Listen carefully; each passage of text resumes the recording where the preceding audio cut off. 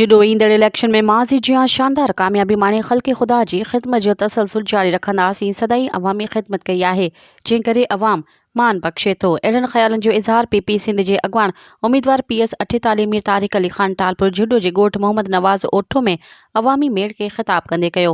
हुननि चयो त अवाम जे मुहबतुनि जो मिसाल नथो मिले, जेका जीअ में जायूं ॾेई रहिया आहिनि। ईंदड़ इलेक्शन में मुख़ालिफ़नि जूं ज़मानतूं ज़ब्त कराए माॻेन ॾांहुं मोकिलींदासीं। हुन चयो त PP समूरे मुल्क मां कामयाब थींदी। इन मौक़े ते NA 212 ते उम्मीदवार नवाबज़ादा मीर मुनव्वर अली ख़ान टालपुर, मीर हसन दुंगाई, वडेरो अब्दुल जलील उन्नड़ ऐं केतिरा ई PP अॻवान सां गॾु हुआ। मज़ीद ख़बरनि ऐं तफ़सीलात लाइ विज़िट कयो असांजी वेबसाइट www.awamiNewsHD.com ऐं ॾिसंदा रहो अवामी न्यूज़ HD।